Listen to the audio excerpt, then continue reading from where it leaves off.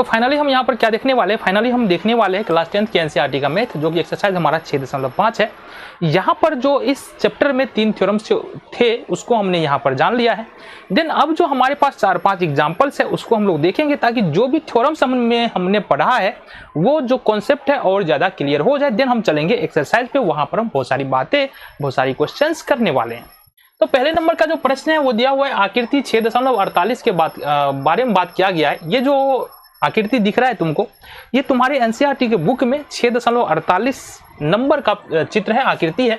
इसमें ACB बराबर 90 degree दिया गया, मतलब कहने का मतलब ACB ये वाला जो एंगल है ना, ये तुमको 90 डिग्री का है। देन CD लंब क्या है, AB, ये CD लंब AB खींचा गया, मतलब ये भी 90 होगा और ये भी तुम्हारा 90 होगा।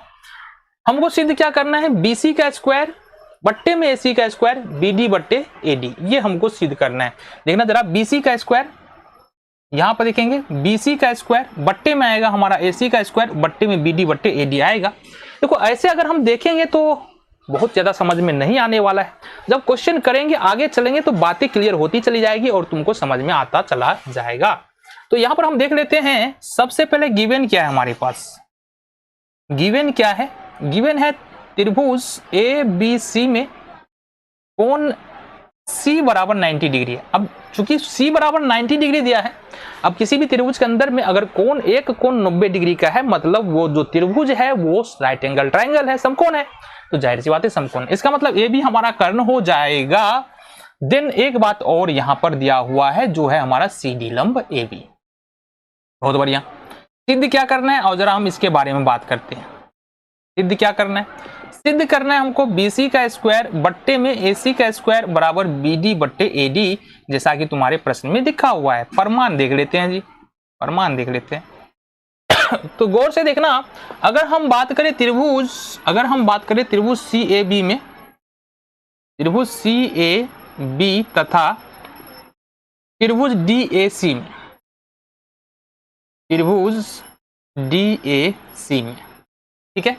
अगर हम बात करें त्रिभुज ABC और ADC बात कर लो, या ADC में बात कर ले, या CAB DAC में बात कर ले, तो यहां पर गौर से देखना, कोण A दोनों ही ट्रायंगल में है, CAB में भी है और DAC में भी है।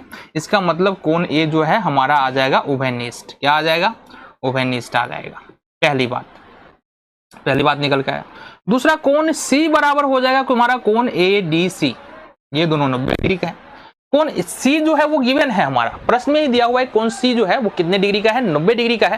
लेकिन दूसरी बात जो यहाँ पर बताया जा रहा है ना, कोण ADC या CDA, ये तुम्हारा लंब है CD लंब है AB, इसका मतलब ये वाला कोण भी 90 डिग्री का होगा। अब यहाँ पर बात यह है कि अगर किसी भी त्रिभुज के अंदर दो त्रिभुजों में 2 कोण बराबर है, इसका मतलब वो त्रिभुज जो है वो समरूप है। कैसा त्रिभुज है, समरूप त्रिभुज है। इट मीन्स कि हम लिख सकते हैं त्रिभुज CAB बराबर समरूप हो जाएगा त्रिभुज DAC। क्यों होगा, AA समरूपता उपप्रमेय के द्वारा। ये बातें समझ में आ गई, चल बहुत बढ़िया। अब अगर त्रिभुज समरूप है तो भुजाओं का अनुपात बराबर होगा, तो हम फटाफट भुजा का अनुपात ले लेते हैं। CA बट्टे DA हो जाएगा बराबर में AB बट्टे AC हो जाएगा। बस 2 ही का जरूरत है, बाद बाकी हमको लेना नहीं है, क्योंकि यहां से हमको AC का स्क्वायर, देखो प्रश्न में क्या हमारा AC का स्क्वायर है, तो AC का स्क्वायर हमको यहां से मिल रहा है, इससे ज्यादा हम आगे बढ़ेंगे नहीं। ऐसे हमको अगला अनुपात भी ले सकते हैं CB बट्टे DC, देखो उसकी जरूरत नहीं है हमको। तो ये हो जाएगा हमारा AC का स्क्वायर बराबर AB इंटू कोना कोनी गुना कर लेंगे, AB इंटू AD या D, कुछ भी लिखे। समीकरण 1 हो गया हमारा। क्या हो गया, समीकरण। देन हमको चलना है अब त्रिभुज किसमें, CBA। तो देखो वो त्रिभुज जो है ना, अगर हम लिखते हैं ABC CBA CAB, कुछ भी लिखे तो सारे त्रिभुज का मतलब वही हुआ है, त्रिभुज ABC ही है। ऐसा हम इसलिए कर रहे हैं कि जब एंगल बराबर एंगल हम पकड़ के चल रहे हैं, मतलब छोटे त्रिभुज में कौन सा एंगल बराबर होने वाला है उसको पकड़ के चल रहे हैं, ताकि बाद में जब अनुपात पकड़े ना तो अनुपात तुमको बराबर, अनुपात लेने में दिक्कत नहीं है। अदरवाइज तुम इधर उधर करके पकड़ते हो तो अनुपात लेने में दिक्कत हो सकता है। तो यहां पर त्रिभुज देखेंगे किसमें, CBA और त्रिभुज CBA DBC।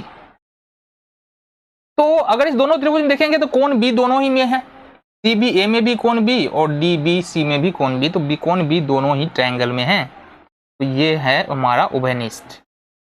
क्या है? उभयनिष्ठ है। दूसरा जो महत्वपूर्ण बात है हमारा वो है कोण C बराबर कोण BDA या CDB। CBD ये हमारा 90 डिग्री। फिर से वही बात, दो कोण बराबर है मतलब दोनों ही त्रिभुज समरूप हो जाएगा। अतः हम क्या लिख सकते हैं? अतः त्रिभुज क्या हो जाएगा भाई साहब, बता दो जरा। CBA समरूप हो जाएगा त्रिभुज DBC। ठीक है, देन इसका हम अनुपात ले सकते हैं। अब क्या? बिल्कुल CB बट्टे DB हो जाएगा बराबर BA बट्टे BC।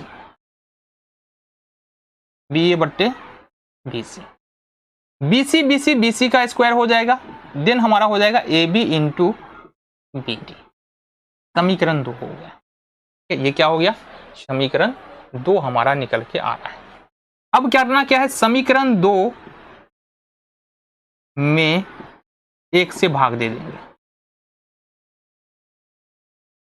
1 से भाग देने पर तो समीकरण 2 क्या है हमारा? समीकरण 2 जो निकल के आ रहा है वो निकल के आ रहा है, देखेंगे BC का स्क्वायर, LHS वाले को LHS से भाग देंगे, और यहां पर जो समीकरण 1 के LHS में वो है हमारा AC का स्क्वायर। इसी तरह से अगर दाहिने तरफ चलेंगे तो यहां पर BC वाले में क्या? AB इंटू BD, और इस वाले में क्या है? देखेंगे AB इंटू AD। तो AB से भी कैंसिल आउट हो जाएगा। इट मीन्स हमारे पास बच जाएगा BC का स्क्वायर बट्टे AC का स्क्वायर बराबर BD इंटू AD। ये हो गया तुम्हारा प्रूव या साबित। देखो आसान सा प्रश्न था और आसानी के साथ हमने कर लिया, बहुत ज्यादा समस्या तुमको नहीं हुआ होगा। अगले प्रश्न को देखते हैं।